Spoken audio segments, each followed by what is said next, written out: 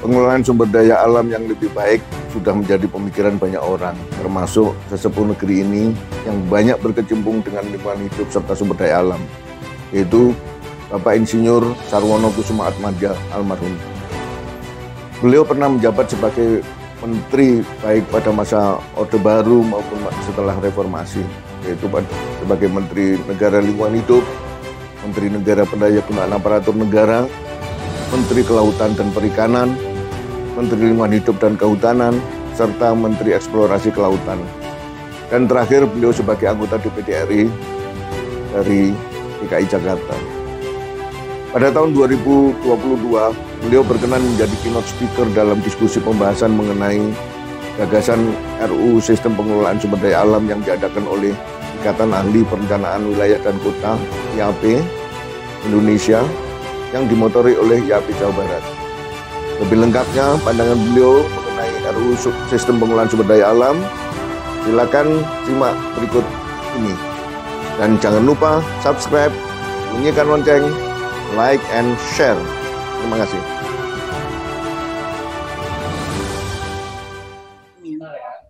Sarasehan online kali ini merupakan rangkaian dari keseluruhan Sarasehan online sebetulnya. Pada acara pagi hari ini merupakan sarah lain yang kelima. Jadi kita sudah menyelenggarakan 4 sarah lain sebelumnya dan merupakan satu rangkaian acara Sarasehan online. Pada pagi hari ini mengusung tema Rancangan Undang-Undang Sumber Daya Alam Inisiatif IAP, di mana kita akan mengambil tema pengaturan kembali sumber daya alam yang sejalan dengan Undang-Undang Dasar 1945. Sebelum dimulai acara, perkenalkan, saya Dina Firtianti selaku MC pada pagi hari ini untuk membacakan terlebih dahulu susunan acara yang akan kita laksanakan. Yang pertama adalah pembukaan acara oleh Ketua IAP Provinsi Jawa Barat yang akan disampaikan oleh Bapak Insinyur Ahmad Ijaz atau yang mewakili. Kemudian sambutan dan pengantar diskusi oleh Ketua Umum IAP Indonesia, Dr. Pil Hendrikus Andi Simarmata STMSI. Kemudian selanjutnya adalah keynote speech pengelolaan sumber daya alam oleh Menteri Negara Lingkungan Hidup periode tahun 1993 sampai 1998 dan Menteri Eksplorasi Kelautan pada periode 1999 sampai 2004, yaitu Bapak Insinyur Sarwono Kusuma Atmadja, yang akan dilanjutkan dengan pemaparan konsep RUU Pengelolaan Sumber Daya Alam oleh Bapak Insinyur Sondiamar MSc PhD selaku Ketua Pokja Pengelolaan Sumber Daya Alam. Kemudian akan dilanjutkan dengan diskusi yang akan dimoderatori oleh Bapak Profesor Dr. Insinyur Boy Kombaitan MSc. Dalam hal ini, beliau selaku Sekretaris Pokja RUU Sistem Pengelolaan Sumber Daya Alam. Kemudian akan disampaikan juga para penanggap. Yang pertama adalah Insinyur Ahmad Syarifudin Dimaja, selaku Senior Planner IAP Jawa Barat. Dilanjutkan oleh Bapak Dr. Insinyur Budi Sitomorang MURP, selaku Direktur Jenderal Pengendalian dan Penertiban Tanah dan Ruang Kementerian Agraria dan Tata Ruang, Badan Pertanahan Nasional, dan dilanjutkan oleh Ibu Teti Armiati Argo. Kemudian acara yang terakhir adalah pointer kesimpulan diskusi oleh Ketua atau Sekjen IAP Provinsi Jawa Barat, Bapak Insinyur Ahmad Ijaz atau Bapak Dr. Eko Budi Santoso STMT, dan akan ditutup oleh Bapak Ketua IAP Jawa Barat, Bapak Insinyur Ahmad Ijaz. Demikian rangkaian susunan acara yang akan kita laksanakan pada pagi hari ini.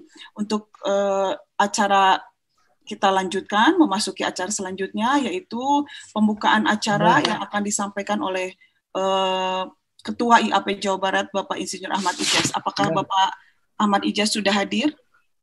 Apabila berhalangan, mungkin akan langsung dilanjutkan pembukaan, dilanjutkan dengan sambutan dan pengantar diskusi oleh Ketua Umum PNIAP Jawa Barat. Saya persilahkan kepada Bapak Dr. Pil Hendrikus Andi Simarmata STMT untuk menyampaikan sambutan dan pengantar diskusinya. Waktu dan tempat dipersilakan.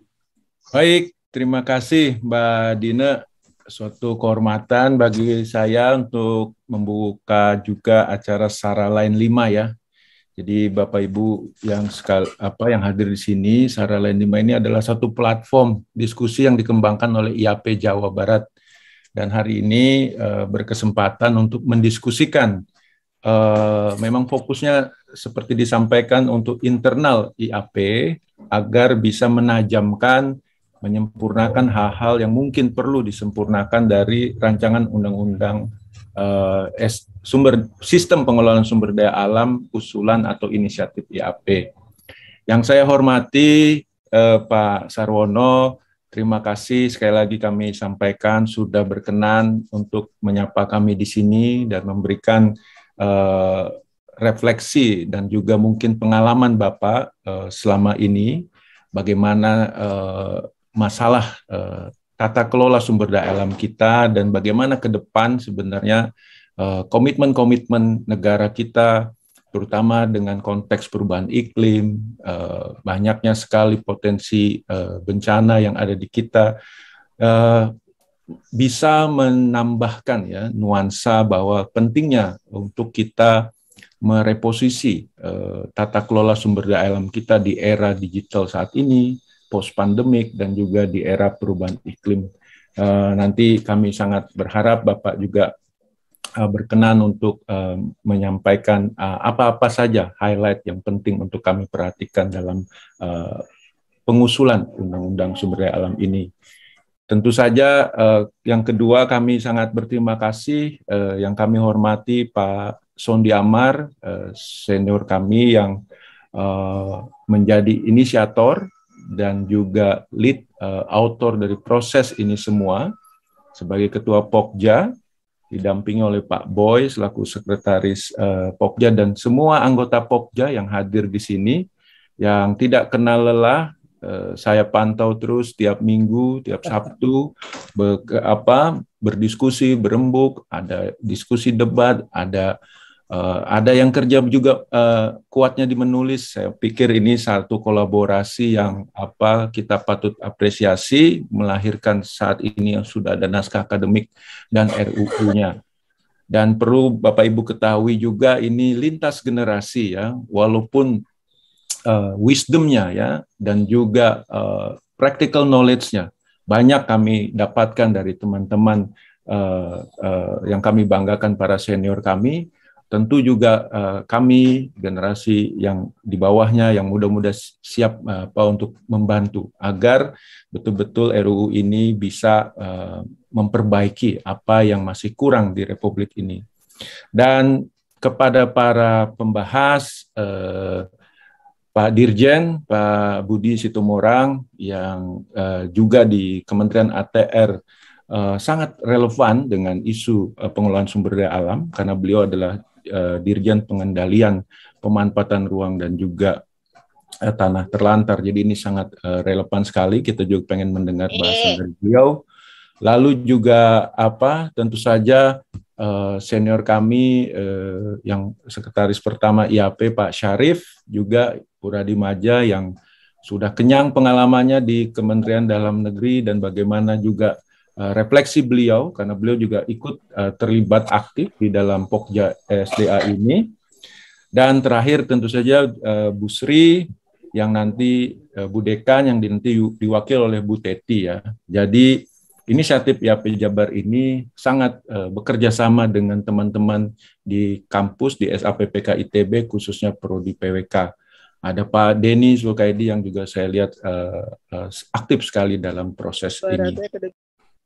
Jadi terima kasih sekali lagi untuk para pembicara dan nanti di-host oleh Pak Boy. Ini kesempatan yang jarang sekali Pak Boy menjadi moderator. Jadi Pak Boy ini mari kita lihat sebagai Pak Karni Ilyasnya IAP, kira-kira begitu. Baik, saya singkat saja karena nanti Pak Sondi akan lebih banyak menjelaskan konten dari RUSD ini. Tetapi sebagai organisasi profesi, kami perlu sampaikan bahwa IAP sangat berkepentingan untuk mewujudkan sustainable development atau pembangunan yang berkelanjutan. IAP adalah satu profesi kalau memakai atau mengutip the principle of planology yang disusun oleh J.M. de Cesares, kira-kira translate-nya begini, tempat untuk semua dan semua pada tempatnya. Jadi kompetensi kita adalah bagaimana mengatur ritme gitu ya, mengatur tidak hanya ritme tapi juga penempatan ruang dari sumber daya yang kita punya, ada yang renewable, ada yang non-renewable. Kita harus bekerja sama dengan berbagai sektor. Kadang kita harus ngegas, kadang kita harus ngerem. Karena kita harus memikirkan kepentingan generasi berikutnya. Makmur di generasi sekarang, tapi generasi ke depannya jadi tidak ada lagi yang dikelola, itu juga menurut saya bukan keberhasilan pembangunan.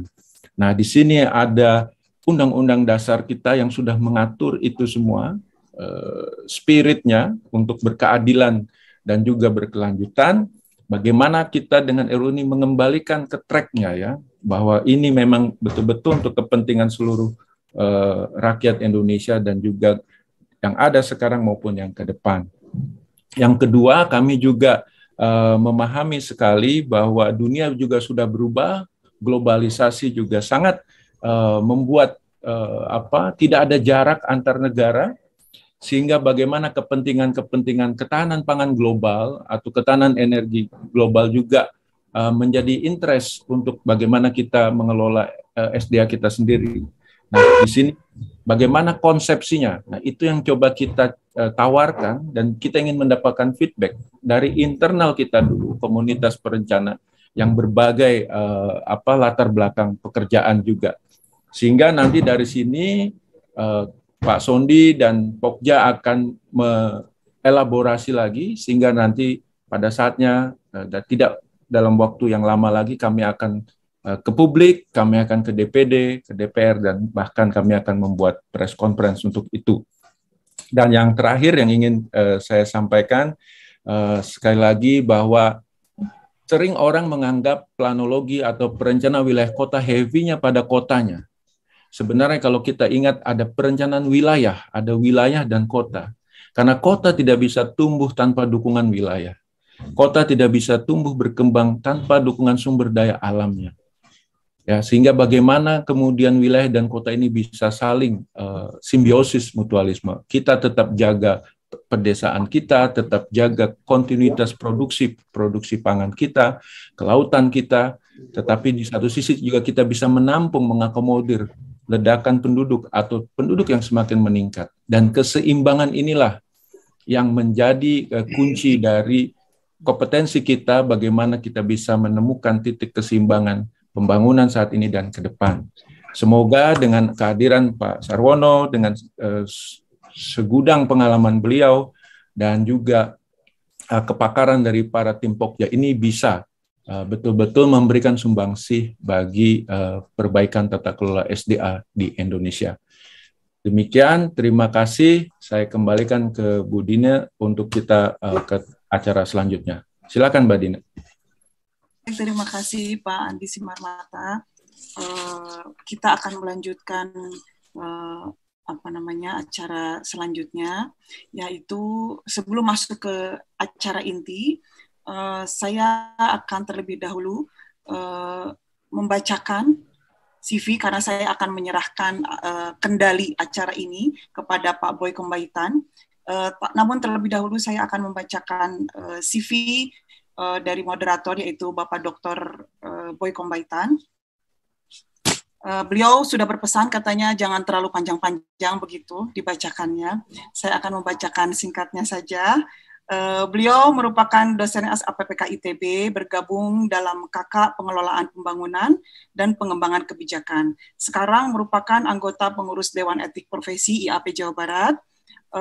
Kemudian pernah menjadi Ketua BSP, Badan Sertifikasi Perencana IAP, pada tahun 2001 sampai 2004, dan menjadi Ketua MKEP, Majelis Kode Etik Profesi IAP, pada tahun 2010 sampai dengan 2013. Sudah tentu pengalaman berkarir maupun bekerja beliau lebih dari apa yang tadi saya bacakan. Semua kita sudah tahu itu, tetapi barangkali tadi karena pesan dari beliau jangan terlalu panjang-panjang katanya Pak, jadi saya membacakan pertanyaannya. Sangat singkat. Nah, barangkali saya akan menyerahkan kendali acara sarah lain ini kepada Pak Boy Kombaitan. Waktu dan tempat saya persilahkan, Pak. Terima kasih, Ibu Dina. Ibu dan Bapak sekalian yang saya hormati, para peserta sarah lain kelima ya dari IAP Jawa Barat ini. Assalamualaikum warahmatullahi wabarakatuh. Waalaikumsalam warahmatullahi wabarakatuh.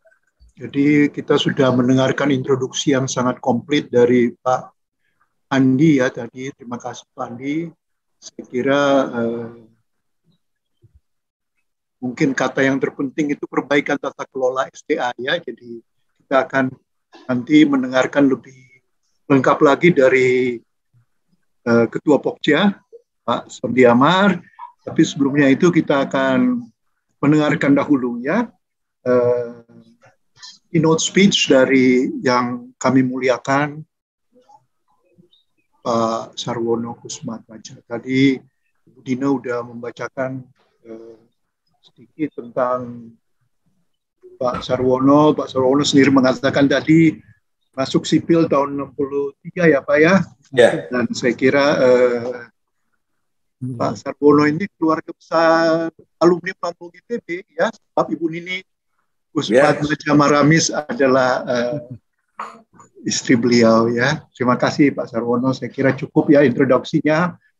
Saya persilahkan Pak Sarwono ya memberikan refleksi dan pengalaman-pengalaman Bapak dalam kerangka tata kelola perbaikan ini. Monggo Pak Sarwono. Terima kasih. Terima kasih Pak Boy Kombaitan. Yang saya hormati Pak Simarmata, Pak Dirjen Budi Situmarang, dan bapak-bapak dan ibu-ibu lain yang tidak saya sebutkan namanya, tapi mungkin biang keladinya saya harus sebut juga. Yang bikin saya ada di sini Pak Sondi Amar, gitu. Sehingga saya kemudian mendapat privilege begitu untuk memberikan semacam keynote speech di dalam forum ini. Tentu hanya lisan begitu ya dan tidak terlalu lama, dan saya juga mohon maaf setelah berbicara nanti saya harus ada acara lain yang saya hadiri, dan saya usahakan supaya apa yang saya kemukakan itu bisa berguna bagi komunitas Kanuluh di IAP yang sedang mempersiapkan RUU pengelolaan sumber daya alam.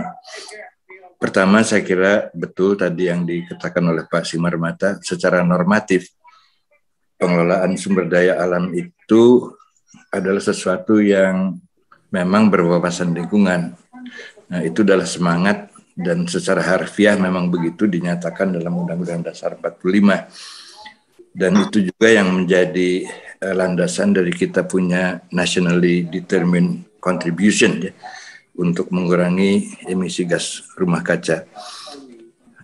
Jadi saya kira dengan adanya upaya untuk katakanlah merumuskan RUU pengelolaan SDA, maka kita berusaha untuk katakanlah menegaskan norma pengelolaan itu ya dalam suatu ketentuan hukum supaya lebih jernih, lebih tegas, dan lebih implementable. Tetapi saya kira kita tidak hanya berhubungan dengan norma, tapi juga konteks. Nah, dalam meneliti masalah konteks ini, kita mengalami suatu gejala yang sangat-sangat menarik. Ya, pertama, isu perubahan iklim. Perubahan iklim yang dulunya itu disebut sebagai climate change, ya, perubahan iklim gitu ya, karena perubahannya terasa sangat gradual, hampir tidak terasa, begitu, insidious begitu ya.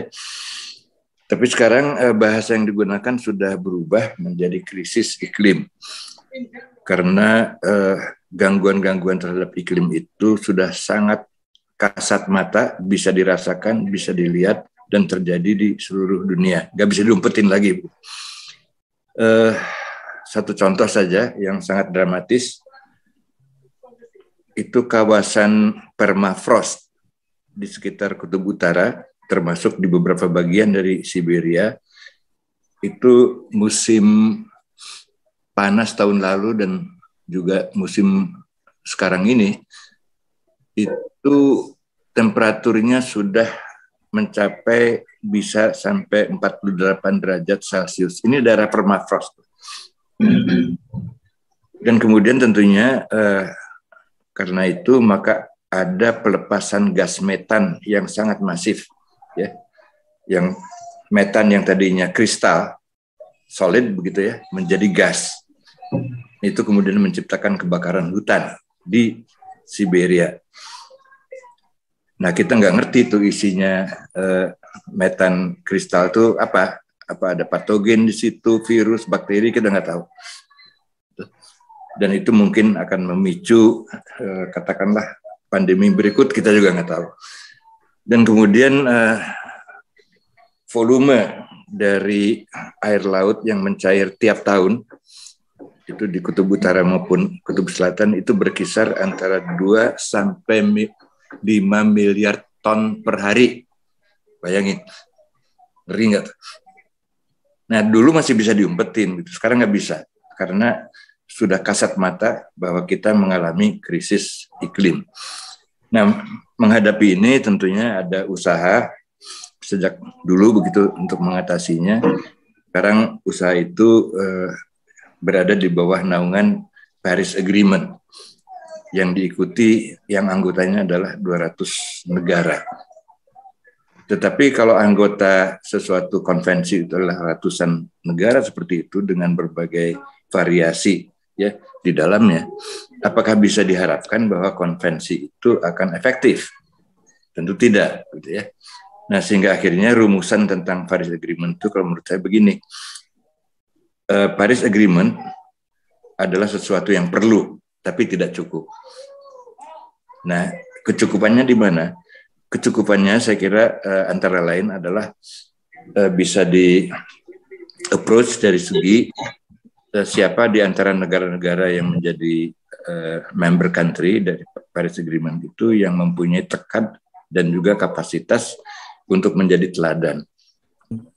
Nah, dalam hal ini Pak Jokowi sudah mengemukakan pendiriannya bahwa Indonesia will lead by example, gitu. Dan kemudian NDC kita juga diperkuat ya komitmennya dan seterusnya. Itu perubahan iklim. Yang lainnya adalah soal pandemi ini. Pandemi yang terakhir kita alami sebagai manusia itu adalah apa yang disebut Spanish flu yang berlangsung antara tahun 1917 dan berakhir tahun 1920, 3 tahun lamanya, bersamaan dengan adanya Perang Dunia ke-1, gitu ya. Dan waktu itu belum ada vaksin, ya. Orang sakit, sembuh, meninggal, begitu saja, gitu. Dan virusnya juga pergi begitu aja tahun 20. Dan saya ingat sekali bahwa waktu saya masih kecil, orang tua saya yang ketika kejadian itu terjadi itu masih belasan tahun, itu tidak pernah bicara soal pageblug itu. Seperti ada trauma ya yang mencegah mereka membicarakan soal itu. Jadi liwat begitu aja. Nah, sekarang terjadi lagi pandemi yang disebabkan oleh virus yang namanya COVID dengan segala macam variannya, dan kita dianjurkan ya, untuk mendengarkan evidence-based opinions ya, dan juga untuk menghormati scientific findings yang nggak nolong juga, karena evidence-based yang diajukan dan juga scientific finding yang ada itu semuanya kontroversial sampai sekarang. Nah, jadi kita kayaknya kehilangan pegangan gitu. Di samping itu ada juga yang lain yang mempunyai efek besar dalam soal global ini, yaitu apa yang disebut revolusi industri keempat atau perkembangan teknologi informatika digital yang sekarang sedang sampai kepada tahap dikendalikan oleh intelijensi buatan atau artificial intelligence, dan sekarang sudah masuk ke fase cobot, collaborative robots. Jadi berbagai perangkat yang sudah dikendalikan oleh artificial intelligence itu bisa melakukan berbagai hal itu tanpa intervensi manusia lagi. Di antaranya kemudian menciptakan apa yang disebut metaverse, yaitu campuran antara realita dan khayalan begitu ya, yang kemudian juga pada awalnya dianggap sebagai satu entertainment, tapi belakangan ini kayaknya mempunyai peran yang lebih serius dari itu. Nah, kemudian di antara itu ada semacam perubahan juga antara relasi antara apa yang disebut state actors, gitu. Relasi antar negara itu juga berubah. Kita nggak ngerti lagi siapa yang kuat, siapa yang lemah, ya, siapa yang dikjaya, siapa yang melarat, itu batas-batasnya udah nggak jelas. Nah, kalau ditanya gitu, kalau kita pengen tahu siapa negara yang korban COVID-nya yang meninggal itu paling tinggi di dunia, ya Amerika Serikat. Hampir 1 juta. Apakah dengan kejadian itu dia masih bisa dianggap superpower? Yang benar aja gitu.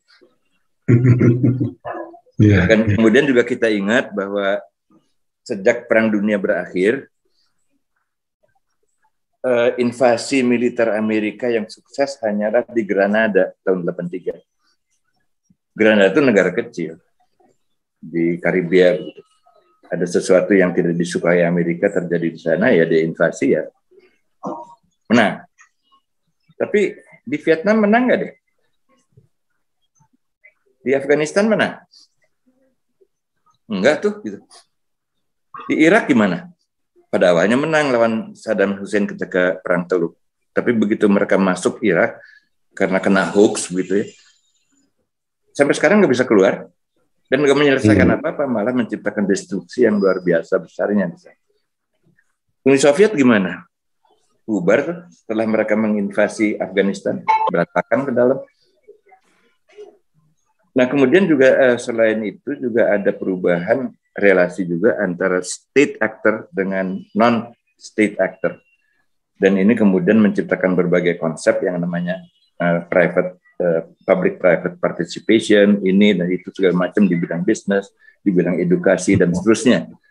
Nah, sehingga kemudian ini mengharuskan kita untuk bersikap kreatif juga untuk mengkaitkan rencana undang-undang pengelolaan SDA ini dengan perkembangan perubahan antara actor dan state actor tadi, gitu ya.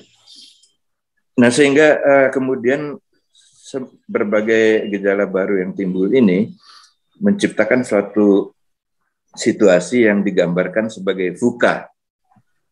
VUCA itu adalah singkatan dari volatile, bergejolak, gitu, uncertain, serba tidak pasti, kompleks, ya kompleks itu ruwet begitu ya, dan ambiguous, nggak jelas bentuknya begitu.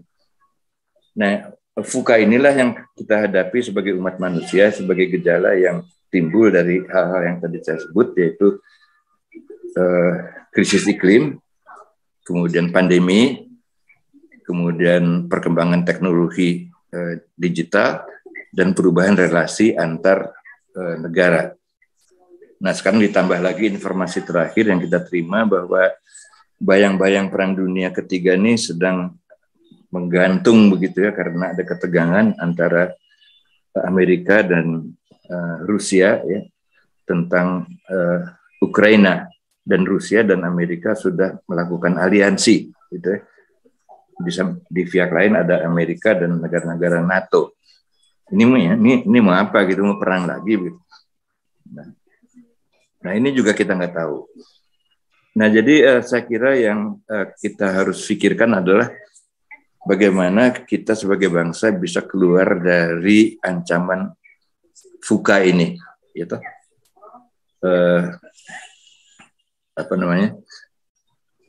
Volatility, uncertainty, complexity, dan ambiguity, gitu. Dan apakah bisa keluar dari situ? Nah, ini ada sesuatu yang menarik, Bapak-bapak dan Ibu-ibu. Berulang-ulang saya ingatkan kepada teman-teman di mana-mana. Sebetulnya dalam rangka krisis yang dihadapi oleh peradaban modern ini, kita ini sedang menyaksikan benih-benih masa depan disemai di mana-mana, gitu. Dan sementara ini kejadian itu belum lazim. Tapi sebetulnya kalau kita lihat secara jangka panjang, itu kejadian yang terjadi itu mempunyai semacam pesan masa depan yang membesarkan hati, begitu. Sehingga saya mengatakan jangan meremehkan apa yang belum lazim hari ini, karena apa yang belum lazim hari ini bisa saja menjadi kelaziman masa depan. Nah, apa yang saya dan teman-teman lihat terjadi di kita, yang kita lihat adalah bahwa komunitas ya, di banyak tempat itu yang kemudian bisa berhubungan dengan teknologi informasi, itu sedang melakukan inovasi-inovasi gitu ya, yang sifatnya lokal. Di bidang apa? Di bidang pangan, air, dan juga energi. Nah tadi kalau menurut apa yang kita takutkan dari gejala VUCA, kita layak takut bahwa semua sistem-sistem besar dan mapan itu akan berantakan karena terjadi disrupsi, gitu ya. Nah di atas puing-puing disrupsi itulah kita bisa mengharapkan adanya tumbuh unsur-unsur peradaban baru di masa yang akan datang yang dipelopori oleh upaya-upaya di tingkat akar rumput yang menyangkut 3 hal yang tadi disebut, yaitu pangan, air, dan energi. Jadi saya tidak akan ngomong lebih lanjut tentang ini, tapi saya anjurkan Bapak-Bapak dan Ibu-Ibu untuk zoom in terhadap gejala-gejala embrional ini. Karena siapa tahu itulah yang kemudian membawa peradaban masa depan. Saya sih udah berkesimpulan bahwa peradaban yang sekarang ini dengan kombinasi VUCA yang tadi saya sebut itu udah nggak ketulungan gitu. Udah pasti hancurnya gitu. Tapi apa yang kemudian terjadi sesudah itu? Nah, itu yang kemudian kita harus perhatikan baik-baik. Dengan demikian maka RUU Kelola SDA yang sedang disusun oleh IAP itu mempunyai 2 unsur, yaitu pertama adalah secara normatif, norma-norma komitmen kita harus diperkuat dalam rangka pelaksanaan Undang-Undang Dasar 45. Misalnya, kalau orang bicara tentang SDG, Sustainable Development Goals yang jumlahnya 17, kebanyakan orang kita itu menyangka bahwa kalau kita melaksanakan SDG, itu kita sedang melaksanakan komitmen kita secara internasional. Saya bilang enggak. Itu semua poin itu ada kok di Undang-Undang Dasar. Jadi itu konteks konstitusionalitas dari tindakan-tindakan kita di bidang sumber daya alam itu perlu diperkuat, dipertegas, dipertegas, dibikin lebih implementable. Nah, selain norma, kita juga berhadapan dengan konteks. Dalam konteks apa hal itu semuanya dilakukan? Menurut saya sih konteksnya adalah VUCA tadi. Ya, dunia sedang mengalami ketidakpastian setinggi ini. Nah, kita perlu suatu rumus untuk mengatasi ketidakpastian itu dengan tetap berpegangan kepada konstitusi kita.